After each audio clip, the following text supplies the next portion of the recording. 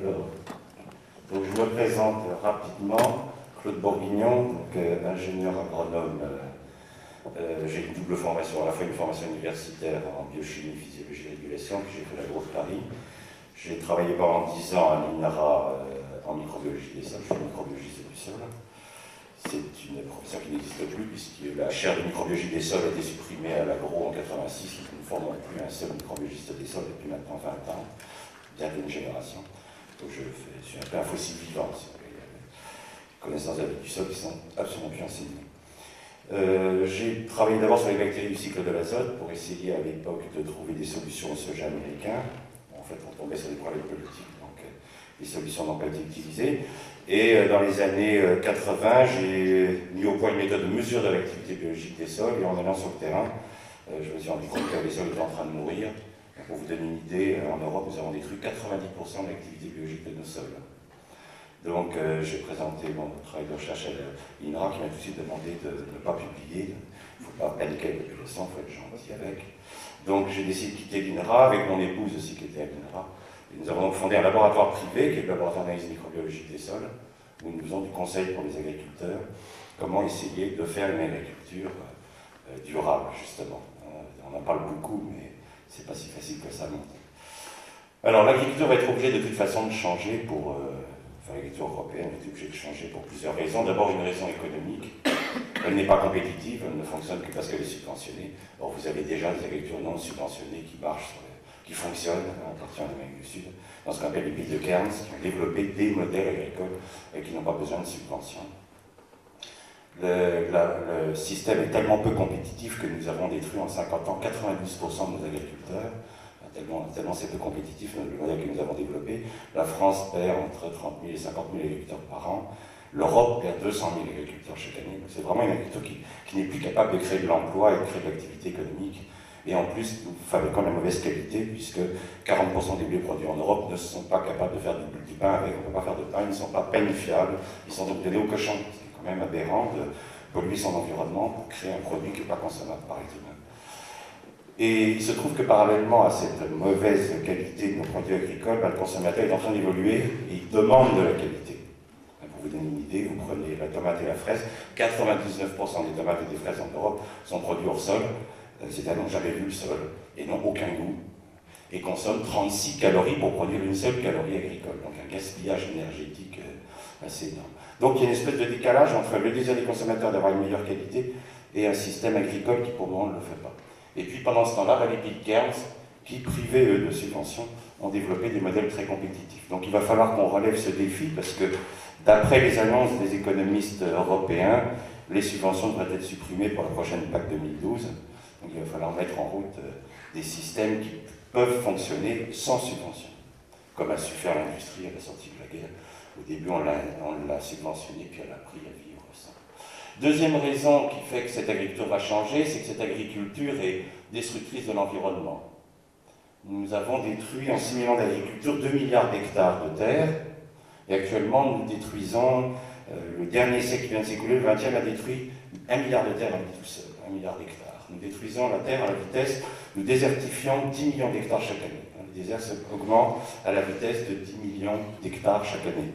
Quand nous avons démarré l'agriculture, les déserts ne représentaient que 11% de la surface du globe, ils représentent 33% de la surface du globe. Pour compenser cette perte de 10 millions d'hectares, nous détruisons 15 millions, bon à l'heure actuelle on est même un peu plus haut, on est à 17 millions d'hectares de forêt tropicale équatoriale que nous brûlons chaque année pour faire de l'agriculture. Donc comme nous en ruinons 10 millions et que nous en gagnons 17, on a une balance d'à peu près 5 à 7 millions d'hectares de nouvelles terres cultivées. Le problème c'est que la population elle augmente de 80 millions d'habitants.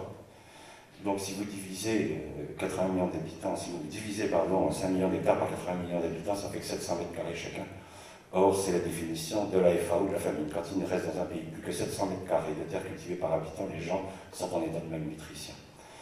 Alors nous, donc la situation actuelle elle est la suivante. Nous cultivons 1,8 milliard d'hectares pour 6,5 milliards d'habitants.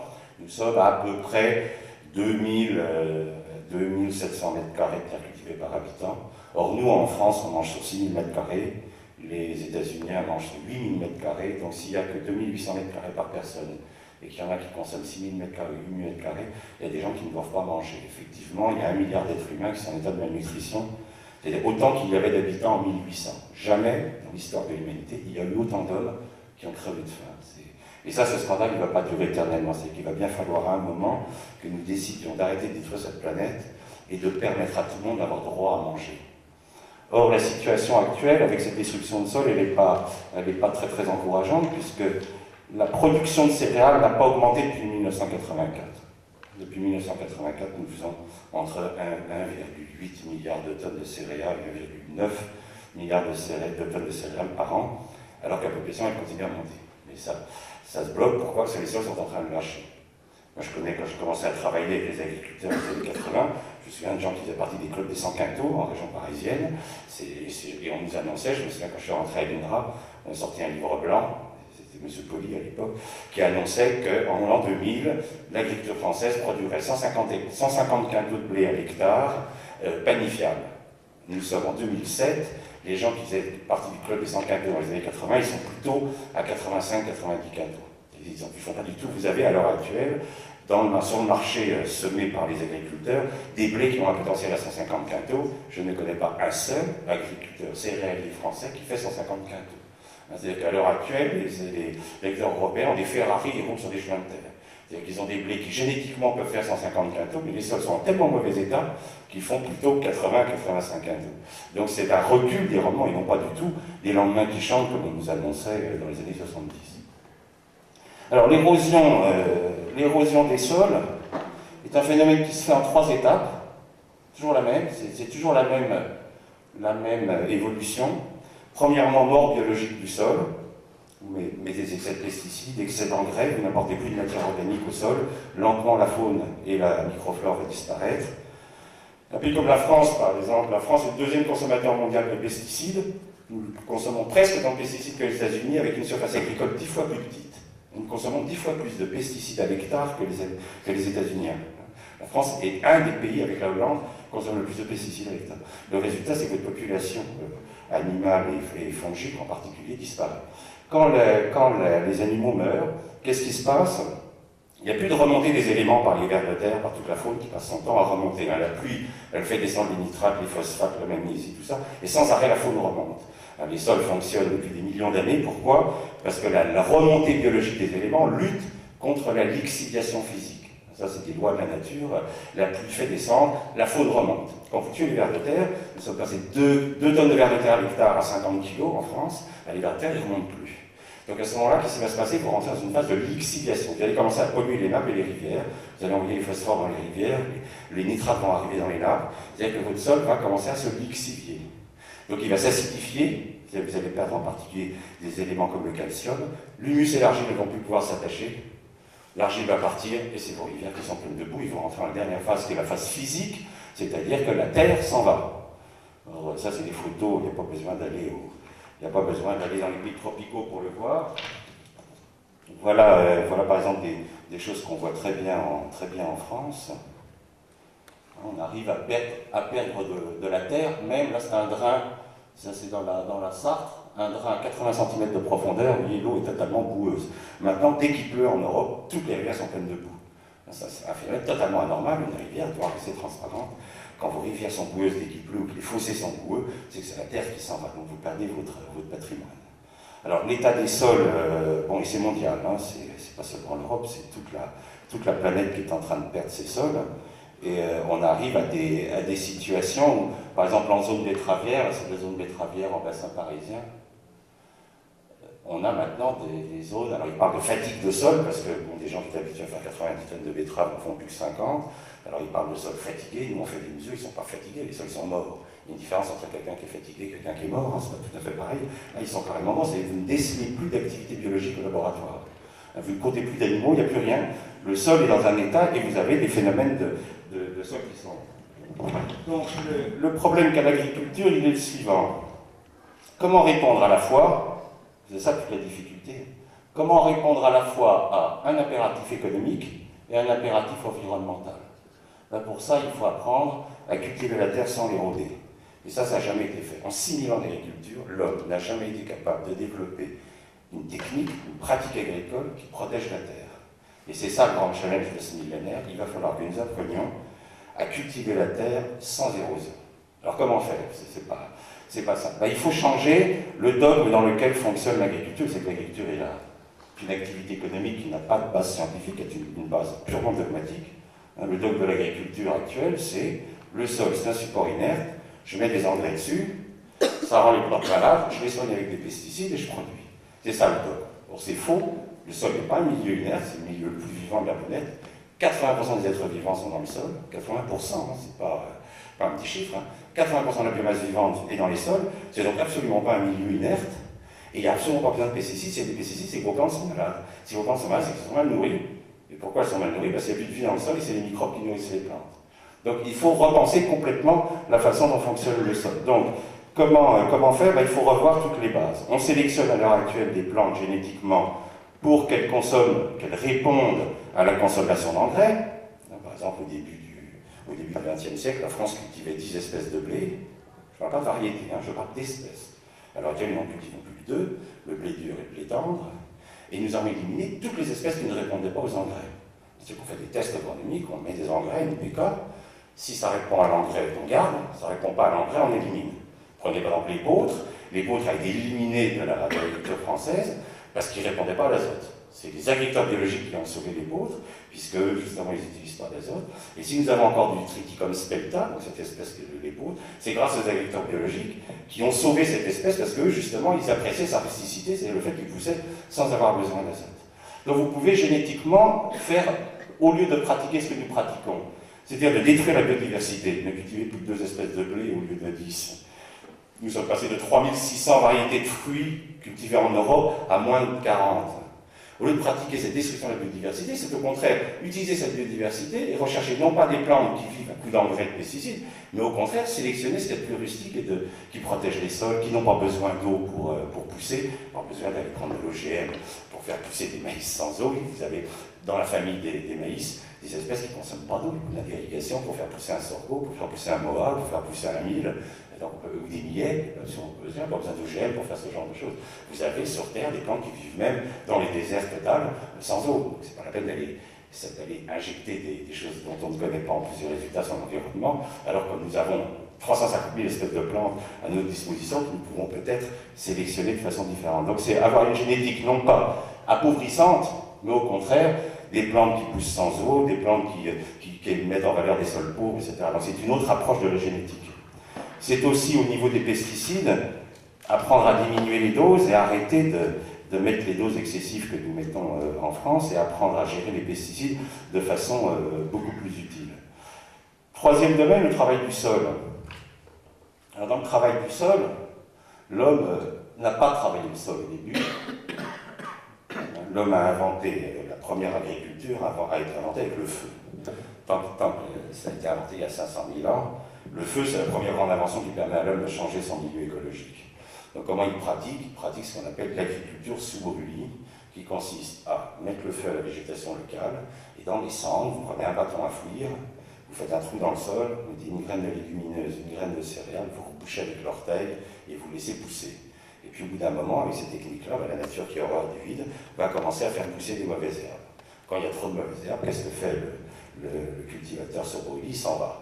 Ils ont des villages qui sont en palme et en bois, ils sont mobiles, ils se déplacent. Ils reviennent, les cycles de rotation, quand vous êtes en Nouvelle-Guinée, en Amazonie, c'est encore des hommes qui travaillent comme ça, et d'à peu près 60 ans. Tous les 60 ans, l'homme revient au même endroit, remet le feu, cultive, dès que les mauvaises herbes arrivent, il repart. C'est une agriculture extraordinairement reposante, à peu près 2 à 3 heures de travail par jour. C'est plutôt cool, et ça a duré comme ça pendant 500 000 ans. Puis on a inventé il y a 10 000 ans une catastrophe pour les agriculteurs qui est la ville en dur. Et on a commencé à inventer les pyramides, les grandes villes de Babylone, tout ça. Plus moyen pour l'agriculteur de partir. Parce qu'autant c'est facile de laisser pourrir un village pygmée ou papou, autant une pyramide ça se déplace plus. Donc à partir de ce moment-là, les hommes ont été obligés de trouver une technique pour continuer à cultiver avec les mauvaises herbes. Ils vont inventer le travail du sol.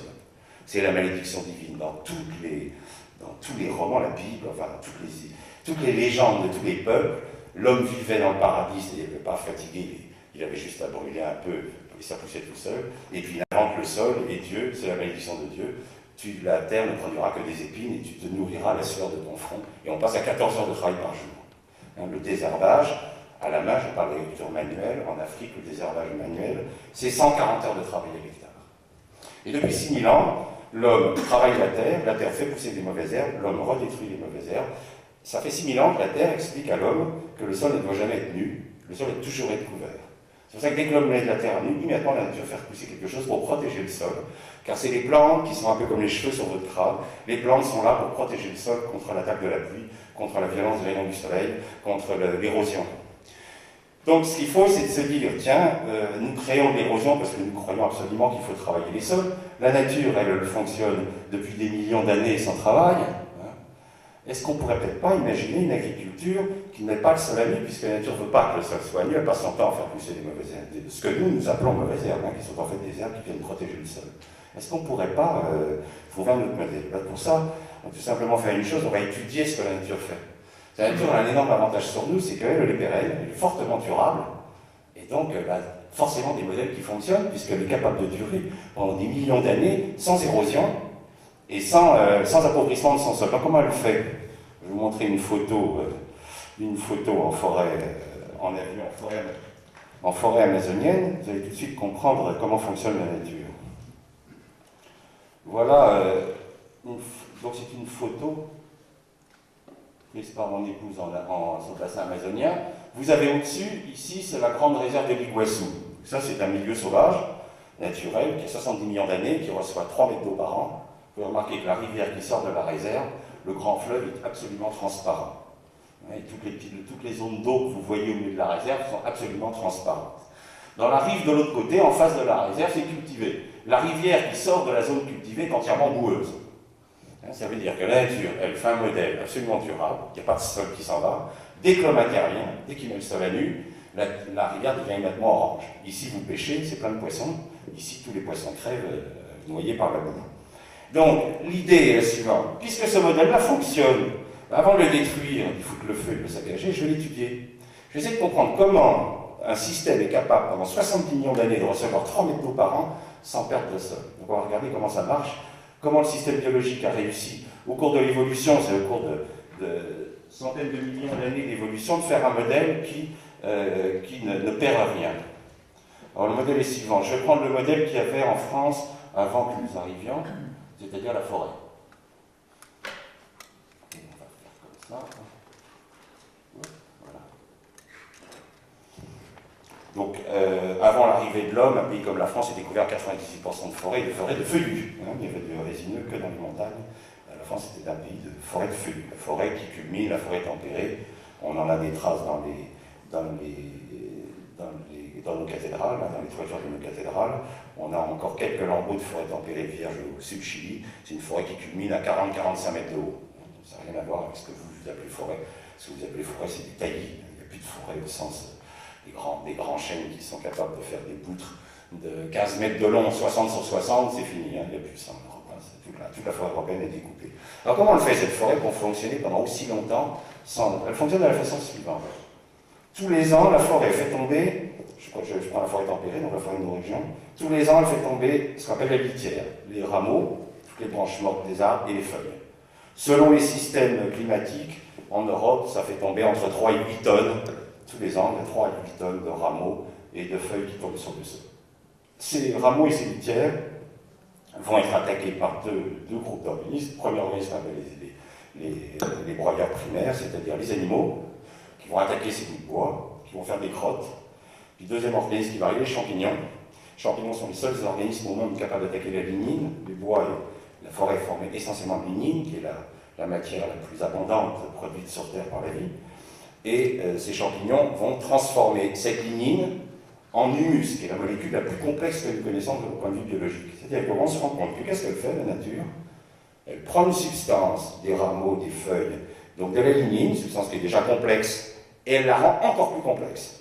Ce qu'on appelle en biologie le phénomène d'aggradation. C'est-à-dire que pour lutter contre l'érosion, contre les lois physiques qui sont des lois très dures, que fait la nature? Elle aggrave, elle complexifie. Elle répond à la destruction du milieu physique par une complexification. C'est l'inverse de ce que fait toute notre agriculture. Notre agriculture minéralise, dégrade, passe son temps à dégrader les sols, détruire la matière organique, la minéraliser, la transformer en nitrate, donc la détruire. La vie, c'est tout ça qu'elle fait. Première étape, elle aggrave. Elle crée de la complexité. Alors, ce schéma d'humus, cet humus, il va se former à la surface avec donc des animaux. Alors, vous avez des animaux qui vont attaquer les parties tendres des feuilles. Vous avez tous vu dans les bois les feuilles qui sont transformées en dentelle. Ces animaux, c'est ce qu'on appelle les collemboles, des organismes assez particuliers, très variés au point de vue forme. Nous connaissons à peu près 10% de ces espèces. C'est un monde totalement inconnu, très peu étudié.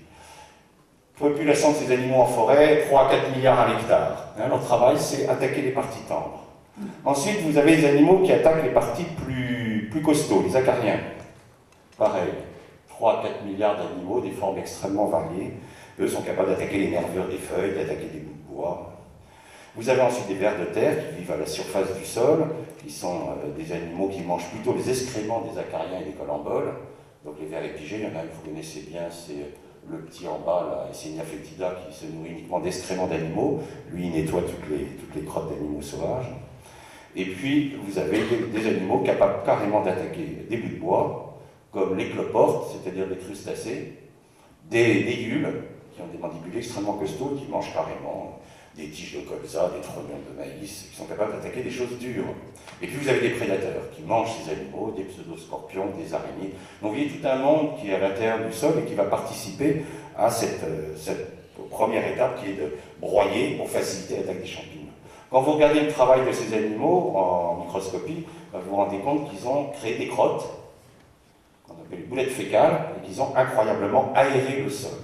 Sous le travail de cette faune, le sol va devenir absolument comme de la moquette. Vous avez tous été marchés en forêt, vous avez remarqué l'incroyable moelleux du sol forestier. C'est que le sol forestier, c'est 80% de vide. C'est comme l'air. Ça va permettre donc à la forêt de résister contre la pluie, parce que quand il pleut, la forêt n'est pas gênée, ne connaît pas l'érosion.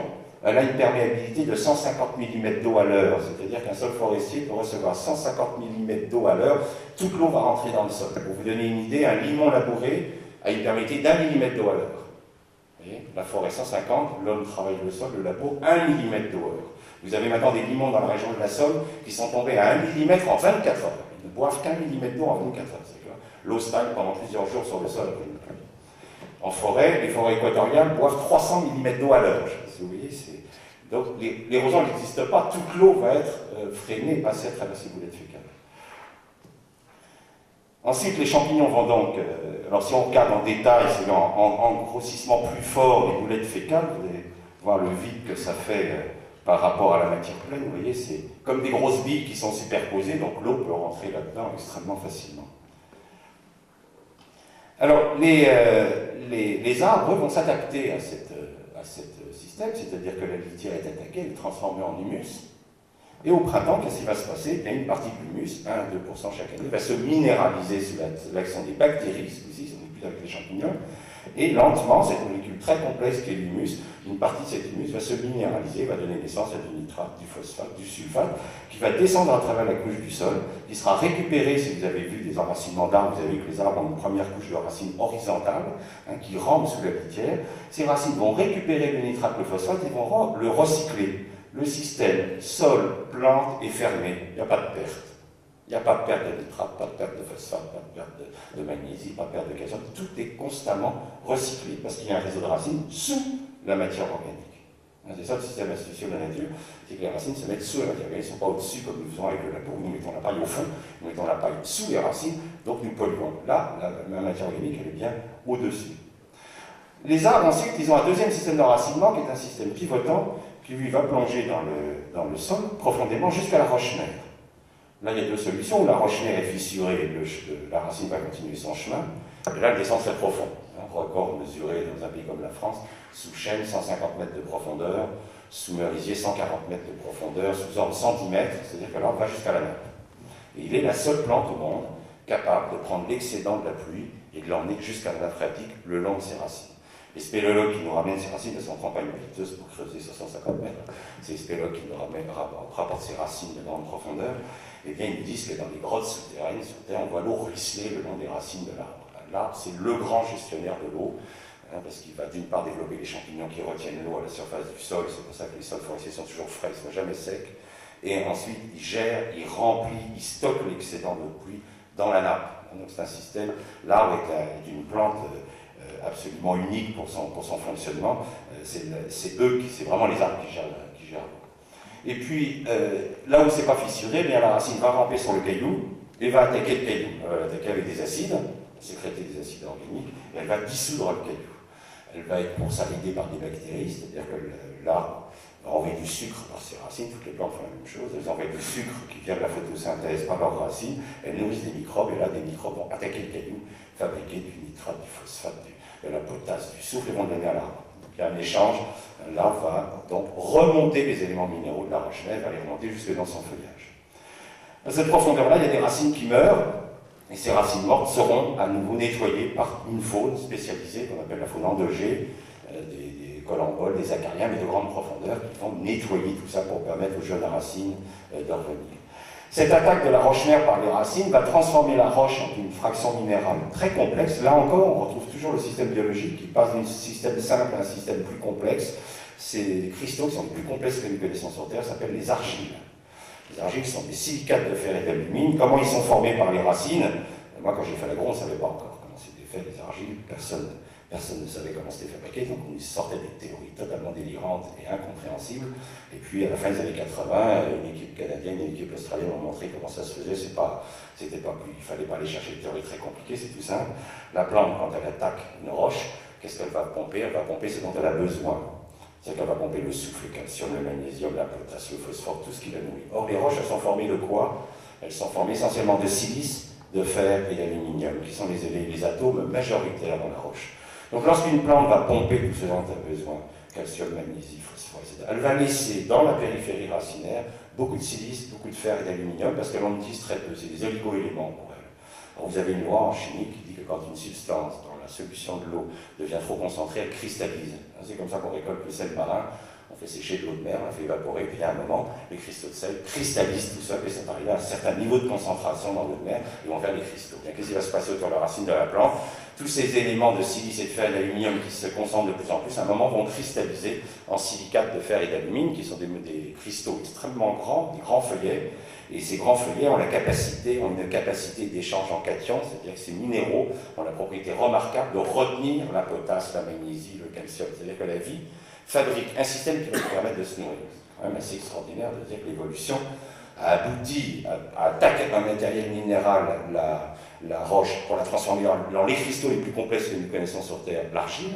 Elle attaque des rameaux et des feuilles pour en faire la molécule biologique la plus complexe du monde, l'humus. Et il se trouve que dans le sol, humus et argile, grâce à une troisième faune, alors que vous connaissez tous, qui s'appelle les vers de terre, ceux-là vous les connaissez bien, c'est les grands vers de terre que vous voyez quand ils sortent la nuit en période de reproduction au printemps, on appelle donc la faune anécique. Ces grands vers qui circulent verticalement dans les galeries et qui, eux, vont donc remonter constamment, toutes les nuits. Ils remontent dans leur galerie, ils viennent chercher de la matière organique, ils redescendent, en faisant demi-tour, ils vident leur intestin pour former ce qu'on appelle un turricule, ils redescendent dans leur galerie, ils revident un turricule, et on a montré que c'était dans l'intestin de ces vers de terre que l'argile et l'humus se mettaient ensemble pour former le complexe argilo-humique. Et ce complexe est attaché par un ion les argiles sont négatives, les humus sont négatifs, et vous avez un ion qui a deux charges positives, le calcium. Alors les vers de terre ont une glande qu'on appelle la glande de Morène, sécrète énormément de calcium, et dans l'intestin, calcium et l'humus vont s'attacher ensemble. C'est pour ça que quand vous prenez une crotte de ver de terre et que vous la mettez dans un bocal d'eau et vous remplissez d'eau, vous voyez que la crotte ne s'effondre pas. Si vous prenez de la terre, ça fait de la boue au fond du bocal. Vous voyez que le turricule ne bouge pas, parce que c'est un complexe argilo-humique parfaitement stable. Donc on voit que le sol est un modèle tout à fait remarquable, c'est le milieu le plus riche du monde, c'est le seul milieu qui est formé d'une matière organique et d'une matière minérale. L'air et l'eau, l'atmosphère et l'eau sont des milieux purement minéraux, c'est des milieux que nous polluons, on ne se prive pas de polluer l'eau, on ne se prive pas de polluer l'atmosphère, mais ce n'est pas des milieux que nous pouvons détruire. Parce que quand un milieu est minéral, les attaches sont atomiques, c'est indestructible. Si on voulait faire disparaître l'eau de la surface du globe, il faudrait chauffer la planète à 100 degrés et puis elle s'évaporerait. C'est tout ce qu'on pourrait faire. L'atmosphère, pour casser des molécules d'azote qui fait 70% de l'atmosphère, avec une triple liaison. On sait le faire maintenant, pour faire les engrais chimiques, il nous faut une tonne de pétrole pour faire une tonne d'engrais. C'est des énergies énormes. Par contre, détruire un sol, c'est très très facile. Il suffit tout simplement que vous arrêtiez d'apporter de la matière organique à votre sol. Il suffit qu'au lieu de laisser la matière organique au-dessus, vous l'enfouissiez avec un labour, et vous allez faire disparaître la matière organique, disparaître les humus. À ce moment, les archives ne sont plus attachées, et c'est l'érosion, vous avez de la boue plein vos rivières.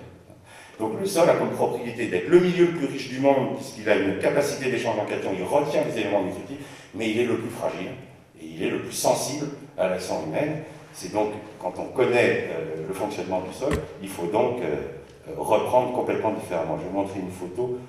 Ça devient difficile de trouver des vers de terre, de trouver des sols où il y a pas mal de vers de terre, mais des personnes qui travaillent encore correctement, on en trouve. Voilà par exemple un travail de vers de terre, vous voyez, sur un limon. Vous voyez comment il raye, vous voyez tous les petits traits verticaux que vous voyez là le long de ce profil, ce sont des galeries de vers de terre qui circulent constamment du haut jusqu'en bas. Alors ils mangent l'emploi de terre tous les jours. Il y a un bon sol, un bon sol forestier, c'est entre 2 tonnes et 4 tonnes de vers de terre à l'hectare, donc tous les jours ils remontent.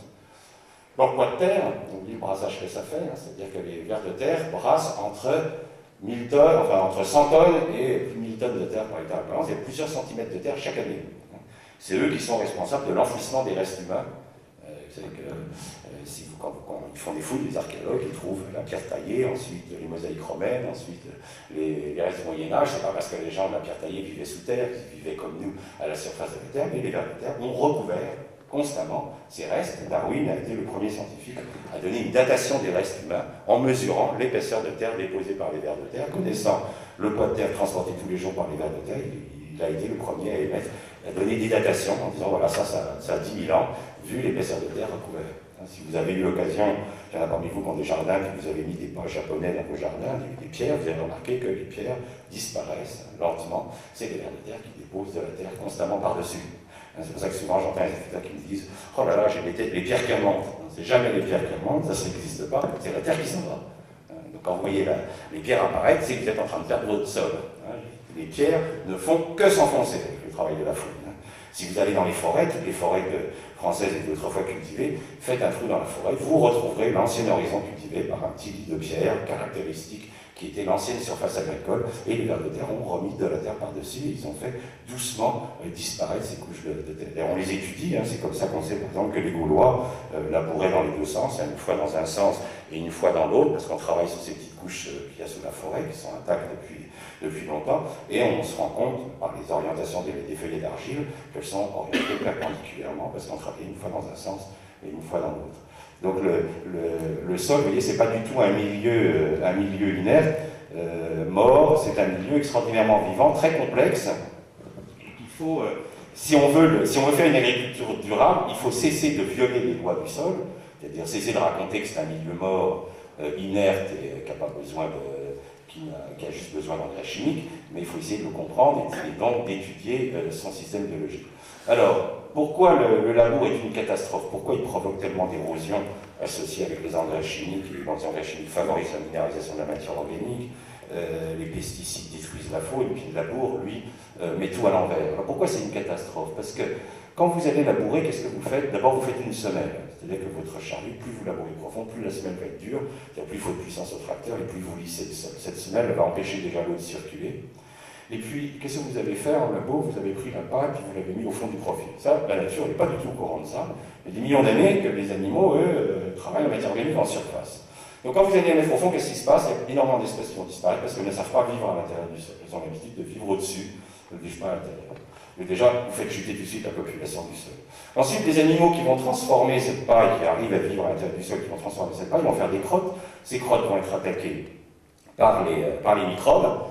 Et le problème des microbes, c'est qu'eux, ils consomment énormément d'oxygène. On dit qu'ils ont une forte demande biologique en oxygène.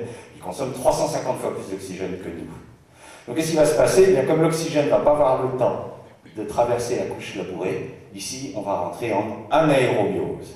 Et l'anaérobiose, ça va se mettre à puer. Si vous avez envie de fumer, par exemple, ça va carrément sentir mauvais, ça va faire des glaies. Or, il est totalement impossible de faire de l'humus en anaérobiose, car les champignons sont tous aérobies. Il n'existe aucun champignon anaérobique sur Terre.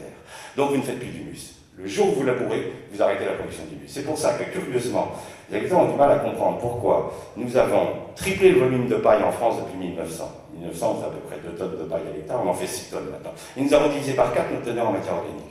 C'est quand même curieux, on pourrait se dire, mais comment ça se fait qu'on avait plus de 4% de matière organique en 1900, on n'a plus que 1,4, alors que nous produisions 3 fois plus de paille. Et simplement qu'en 1900, les gens ils travaillaient au cheval.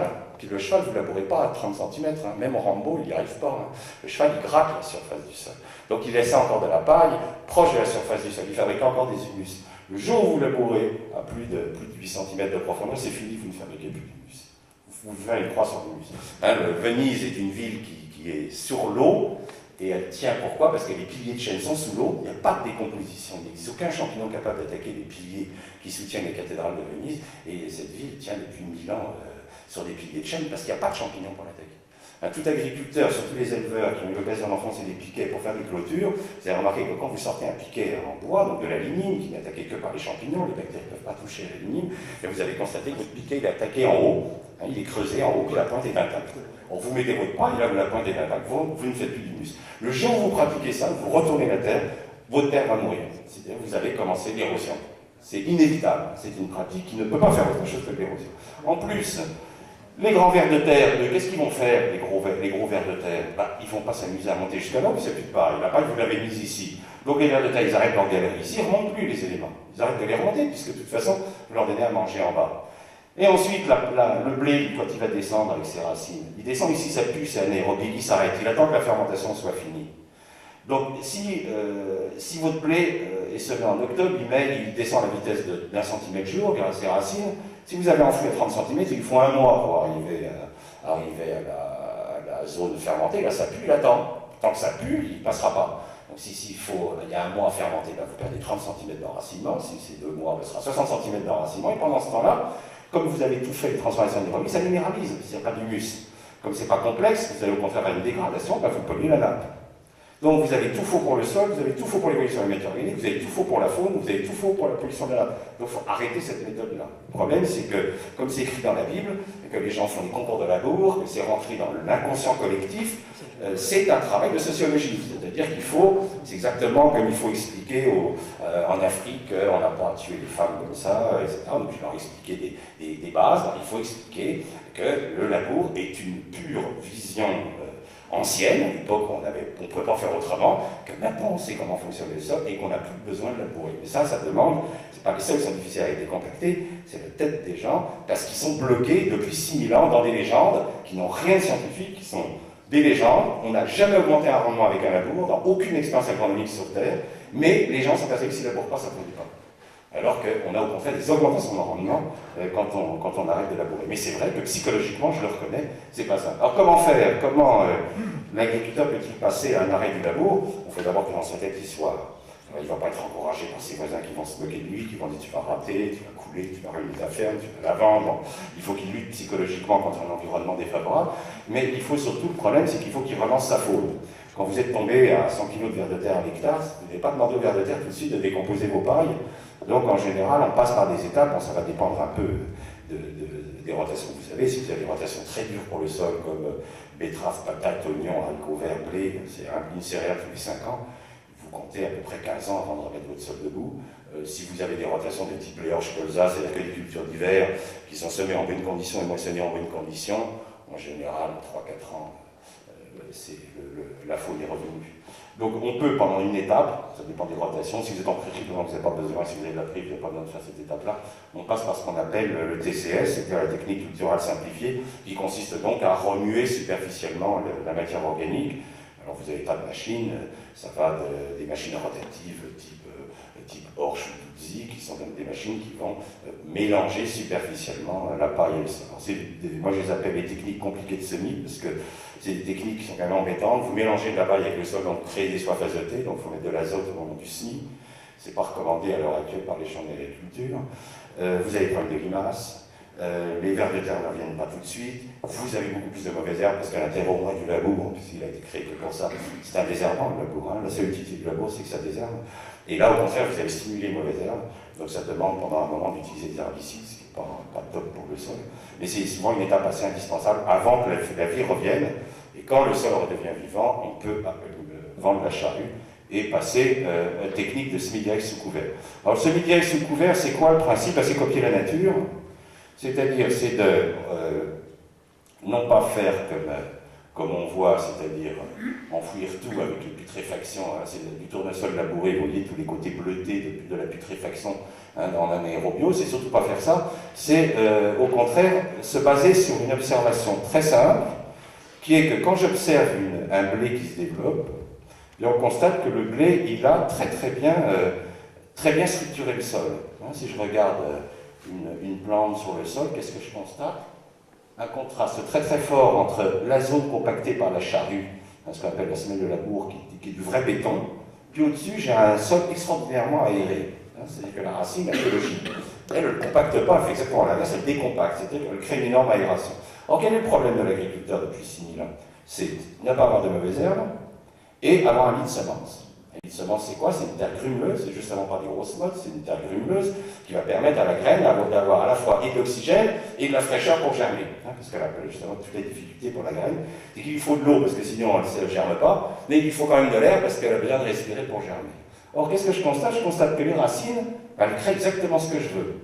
Donc si je trouve une plante qui m'étouffe les mauvaises herbes et que je peux détruire facilement, c'est une plante qui gèle, je n'ai pas besoin de garder, donc il va mourir au premier coup de gelée de l'hiver, et qui me structure le sol, j'ai mon lit de semences, j'ai un sol propre, je peux semer. Hein, donc l'idée c'est, au milieu de ces 350 000 espèces de plantes qui existent sur Terre, je vais essayer de rechercher des plantes qui sont capables de structurer le plus efficacement les sols, et puis je vais semer dedans.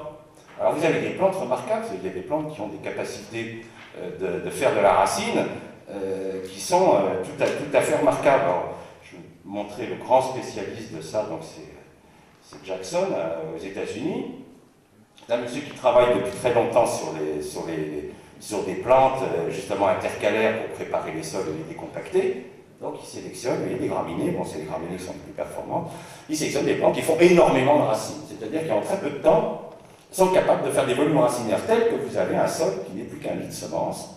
Cette plante, si vous la choisissez parce qu'elle gèle, vous allez tout simplement avancer avec votre tracteur dedans, vous semez directement dans la végétation et vous allez profiter du travail fabuleux qu'ont fait ces racines. Alors on travaille à l'heure actuelle avec des plantes qui font 12 milliards de kilomètres de racines à l'hectare. Je ne sais pas ce que ça fait.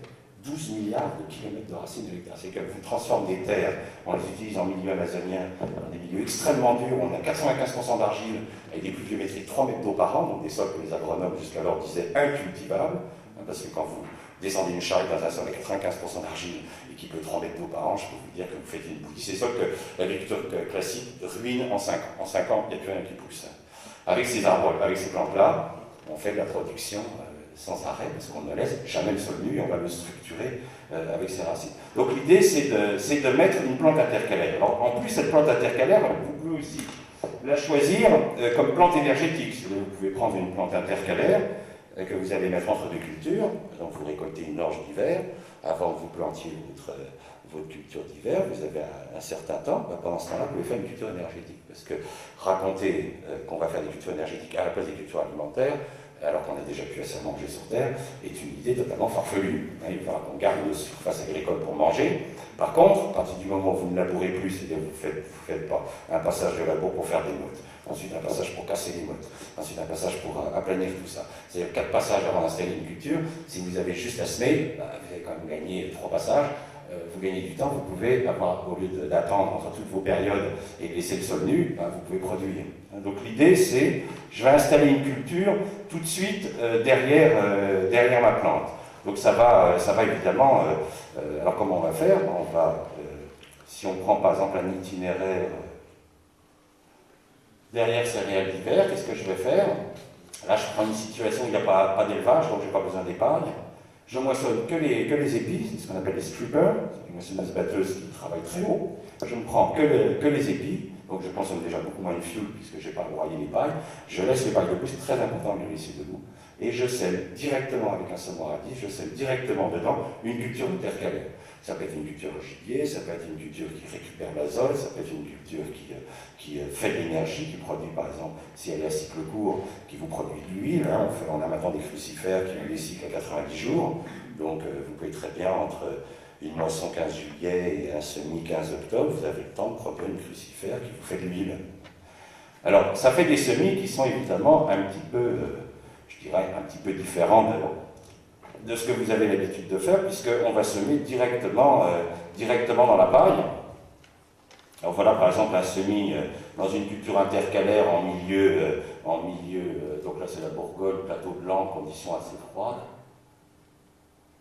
Donc là c'était un sarrasin qui est un excellent précédent blé, donc là on est en train de semer dans le sarrasin.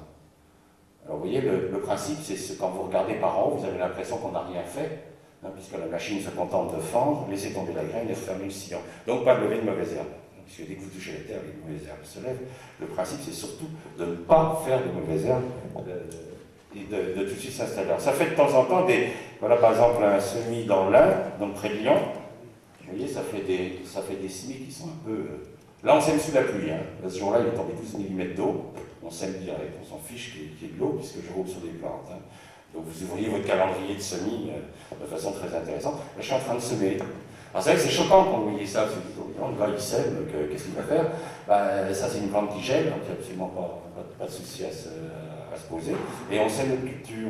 Alors vous pouvez faire, plus il fait chaud, plus vous faites des cultures imposantes.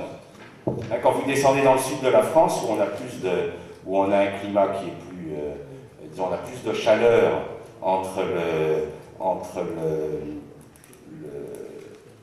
le 15 juillet et puis le 15 octobre, on arrive à faire des végétations, vous voyez, très hautes. Là, on ne voit quasiment plus le tracteur. Là, on est en train de semer, le tracteur, il commence à plus voir grand-chose. Alors là, vous terminez votre culture avec 2 à 3 kg d'azote en reliquat. C'est que la pollution, c'est fini. Il n'y a plus la moindre pollution possible. Tout l'azote, tout le phosphore, toute la potasse est dans la plante intercalaire. Elle n'est absolument pas dans le... Et voilà ce que donne une culture... Parce que donne une culture derrière un blé zéro herbicide, là, hein, c'est un blé, on n'a rien mis dessus. Hein. Vous voyez qu'il est propre, hein. Il n'est pas sali par les mauvaises herbes. Pourquoi? Parce que je n'ai pas laissé pousser les mauvaises herbes, parce que j'ai mis une plante qui a tout étouffé. Donc quand je le regarde de près, mon blé, on se rend compte qu'il n'y a rien qui ait eu le temps de pousser, puisqu'en fait, j'ai 2 pailles. J'ai eu la paille, là c'était un blé sur blé, donc j'ai eu la paille du blé précédent, la paille là c'était un sorgho en l'occurrence, que j'ai couché sur le sol. Alors vous voyez, des petites dicotes qui commencent à apparaître, le stade où est le blé, ne le rattraperont plus, hein, c'est fini. Lui il a gagné. Donc vous vous rendez compte que vous arrivez à faire des... Ça c'est des itinéraires, vous passez un itinéraire à la bourse c'est 140 litres de fuel hectare, un itinéraire comme ça c'est 25 litres. Hein. Donc au niveau économie, c'est pas inintéressant parce que vous n'avez plus besoin de gros tracteurs de 200 chevaux pour faire du boulot. Alors voilà ce que ça donne sur le sol. Ça c'est un essai sur un limon latent de la région du Mans.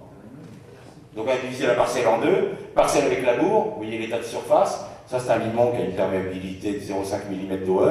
1 an de culture sans labour, regardez déjà toutes les crottes de vers de terre qui apparaissent, tous les trous. Ça y est, maintenant, l'eau ne reste plus sur le champ.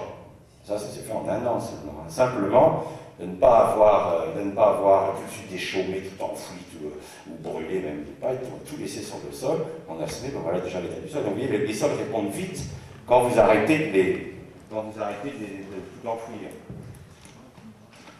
Alors si vous avez un maïs à faire derrière un blé, c'est si vous faites une culture de printemps derrière une culture d'hiver, on fera 2 cultures intercalaires. On récolte le blé. Dans le blé, je mets ma culture d'été. En plus, le gros avantage des cultures intercalaires, c'est que vous profitez des 3 derniers mois chauds, c'est-à-dire à la fin juillet, tout le mois d'août et tout le mois de septembre, sont les derniers mois chauds, vous pouvez faire encore de la biomasse et vous pouvez encore faire de la photosynthèse. Derrière, je vais mettre une culture d'hiver, parce qu'il faut... Ce système ne marche que si la plante dans laquelle je sème est vivante. Si elle est morte depuis plusieurs mois, elle est toute pourrie, elle n'a plus du tout d'effet, je vais avoir la terre qui va coller sur mes tiges, je vais sortir de la terre et je vais avoir des mauvaises herbes. Il faut que je sème, il faut que ma plante soit broyée la veille pour pouvoir semer. Je mets ma culture d'hiver et dans cette culture d'hiver, je sème. Alors ça fait des vets de maïs qui sont assez marrantes parce que on n'est pas habitué à voir le maïs sortir au milieu de ça. Et vous avez le maïs qui sort au milieu du caca. C'est pas gênant, c'est tout mort, il n'y a pas de mauvaises herbes. Donc, ce qui fait que vous vous retrouvez au moment de la récolte de votre maïs, vous avez un maïs qui est propre, Hein, si vous le regardez au moment de sa récolte, vous voyez, au sol, c'est tout propre. J'ai encore un gros mulch, j'ai un gros tas de matière organique, il y a tous les vers de terre qui reviennent, les colamboles, les acas, et puis mon sol, il est propre. Et ce maïs, je vais à nouveau le récolter au stripper, je prends que mes épis, je laisse tout au sol, et je ressème immédiatement une culture d'hiver. Donc je n'arrête jamais, c'est-à-dire que le principe, c'est de copier la nature, je ne laisse jamais mon sol nu. C'est la règle de base, c'est tout le temps occuper le sol avec une plante. Et pour ça, il faut du soin rapide, il ne faut surtout pas être obligé de labourer la terre et de la remuer. Sinon, si je suis obligé de tripatouiller la terre, je vais perdre du temps et je n'aurai pas le temps de faire mes itinéraires. Alors, on a, avec le travail de Jackson là, sur les plantes à sélection, on a des plantes remarquables. Voilà, par exemple, à l'heure actuelle, la championne qu'on a dans le monde, qu'on utilise, on n'utilise pas ici, hein, c'est une plante tropicale qu'on utilise à l'heure actuelle pour mettre en valeur, pour arrêter le dégât dans les sols équatoriaux amazoniens. Vous êtes ici sur un lateau-sol dans la région de Lucas de Verde avec 95% d'argile. Cette plante, en 60 jours. En 60 jours, elle a transformé un sol argileux en un couscous. Et là, on sème directement, enfin, on fait passer le bétail d'abord, parce que c'est une très bonne, elle est très sucrée, le bétail adore. On le fait brouter par le bétail, et ensuite on sème directement les sojas ou les riz dedans. Donc on a des systèmes qui... alors, si vous voulez, par exemple, voilà, si on prend une plante comme le colza, on n'a pas le temps de faire une intercalaire entre une orge et un colza. Donc on va semer directement le colza dans les pailles de l'orge. Voilà ce que ça donne. Voilà, ça c'est un semis qui réussit. Hein, l'agriculteur a travaillé à la bonne vitesse. Il faut travailler à 8-9 km/h. Il ne faut pas travailler trop vite, sinon vous projetez de la terre, vous aurez des mauvaises herbes. Voilà un semis bien réussi, c'est-à-dire qu'on a l'impression que rien n'est passé, il y a juste les graines qui sortent au milieu de la paille. Comme je n'ai pas touché à la terre, pas de mauvaises herbes. C'est le principe de base, si vous ne touchez pas la terre, vous n'aurez pas de mauvaises herbes. Dès que vous touchez la terre, ça se lève. Mais ça demande du doigté. Attention, la technique que je vous décris, elle est beaucoup plus compliquée que le labour. N'importe qui peut faire du labour.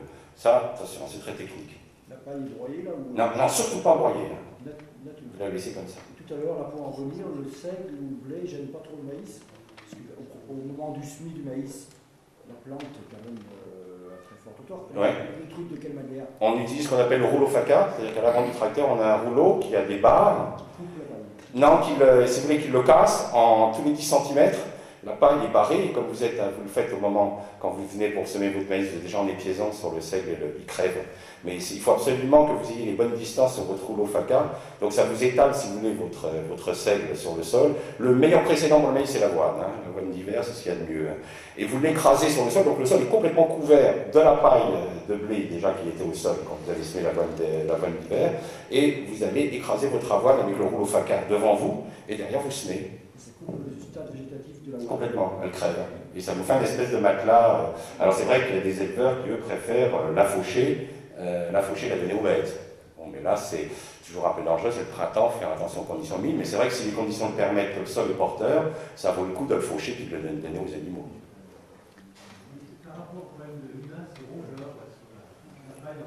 Alors, les invasions de limaces sont liées à la disparition de leurs prédateurs, qui sont les carabes.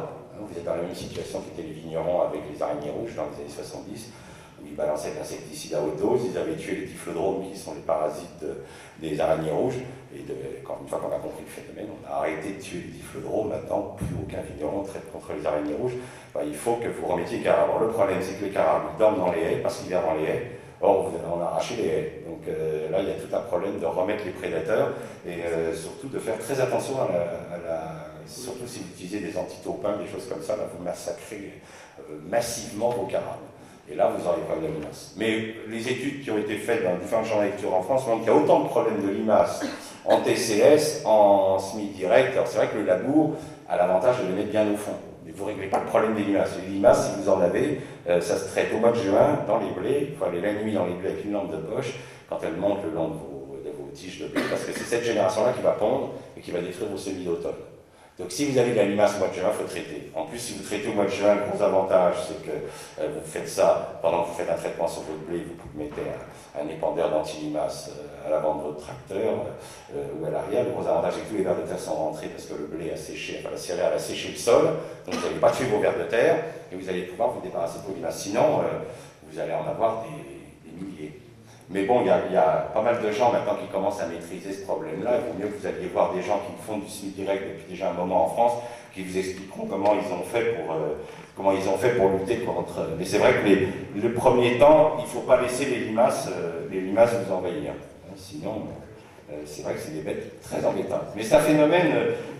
Les limaces sont une vraie plaie, et on sait maintenant, des études ont montré que c'était parce qu'ils ont plus de prédateurs, ils ont plus de carabes. Dans des régions comme la Beauce, où il n'y a pas encore aussi longtemps que ça, il y a 40 ans, il y avait encore une quinzaine d'espèces de carabes, il n'y a plus rien. Donc les limaces sont ravies. Un carabe, lui, il vous mange une bombe de limaces aux 4 heures. Les bêtes qui dénouent bien les populations. Voilà, notre semis, vous voyez, bien réalisé. Voilà, l'agriculteur, il a bien travaillé, il n'a pas projeté de terre, il n'y a aucune terre n'est revenue en surface, la levée se fait toute seule.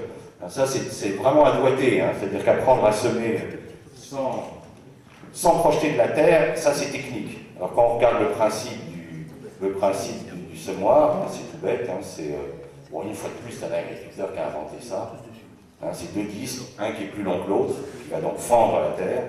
L'autre sert d'espace pour faire tomber la graine, et vous avez une roue latérale qui va refermer le sillon. Ensuite, tout ça, ça vous permet. Au Brésil, on sème dans 4 mètres de végétation, hein, pour vous donner une idée de ce qu'on est capable de faire avec les tropicaux. Là, le climat est beaucoup plus puissant que chez nous. En 60 jours, on fait 4 mètres de végétation. On sème dans 95 tonnes de matière organique à l'hectare. Il n'y a pas une mauvaise herbe au sol. Alors que moi, j'ai vu des gars labourer au Brésil, j'ai dit pleurer, quoi. C'est le type qui sème son soja, et puis vous revenez 15 jours après, vous cherchez vainement le soja. Vous avez de la mauvaise herbe qui est déjà haute comme ça, tout est étouffé, quoi. Les types chialent devant leur culture, quoi. Parce que c'est des pays où la violence du climat est telle que les mauvaises herbes prennent le pas sur vos cultures. Là, le principe est tout bête. La nature veut faire pousser des plantes, et bien on va lui en mettre. Mais je vais mettre des plantes que moi je contrôle, des plantes que moi je connais. J'ai par exemple un excès d'azote, je vais prendre en intercalaire, je vais prendre une crucifère qui pousse très vite, qui consomme beaucoup, par exemple un radis chinois, qui consomme énormément d'azote, et je vais arrêter de polluer. Si par exemple je suis en Bretagne avec un excès de lisier, j'ai beaucoup trop d'azote dans ma rotation, parce que j'ai pas assez d'espace, j'ai trop de cochons par rapport à mes hectares, et bien je vais utiliser une crucifère qui va pomper cet azote. Si je ne suis pas dans un cas d'excès d'azote, que mon problème c'est plutôt qu'au mois de juillet, j'ai pas beaucoup d'eau, mon climat est plutôt séchant, ben je vais mettre une graminée qui pousse sans eau, qui n'a pas besoin d'eau pour pousser, et je vais surtout pas détruire ma paille et puis remuer la terre parce que je déchaisse mon terrain, puis là c'est fini, il n'y a plus rien qui poussera avant les pluies de septembre. Je vais surtout garder la fraîcheur que j'ai dans ma paille qui est encore debout. C'est quand vous couchez une paille debout, vous allez maintenir ce qu'on appelle l'arrêt du film capillaire dans un sol, vous allez garder de la fraîcheur, juste ce qu'il faut pour faire démarrer ces plantes qui ensuite vont pousser. Là c'est des plantes qui descendent à la vitesse de 5 cm jour dans le sol, hein, donc elles sont vite dans la fraîcheur.